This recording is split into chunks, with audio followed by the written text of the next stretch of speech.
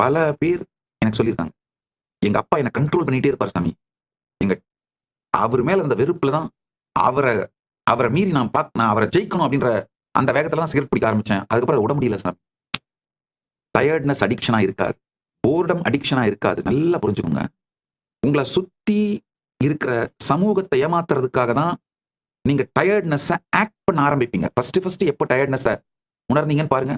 நீங்க செய்ய விரும்பாத ஏதோ ஒண்ண செய்ய வேண்டி இருக்கும்போது, ஸ்கூலுக்கு போறதோ, இல்ல காலேஜ் போறதோ, இல்ல வேலைக்கு போறதோ, அப்போ மறுக்கிறதுக்காக மத்தவங்கள ஏமாத்துறதுக்காக டயர்டா இருக்கு, உடம்பு முடியல, ஃபீவரிஷா இருக்கு அப்படின்னு மத்தவங்கள ஏமாத்துறதுக்காக ஆரம்பிச்சு, கொஞ்சம் கொஞ்சமா உங்களையே ஏமாத்திக்க ஆரம்பிச்சு, உண்மையிலேயே டயர்ட்னஸ செரிஷ் பண்ண ஆரம்பிச்சு, டயர்ட்னஸ்க்கே ஒரு விதமான அடிக்ஷனுக்கு போயிட்டு, அந்த ஒரு சின்ன பிளைண்ட் ஸ்பாட் உங்க வாழ்க்கையோட எவ்வளவோ பெரிய பாகத்த விழுங்கிடும் தெரியுமாங்கய்யா?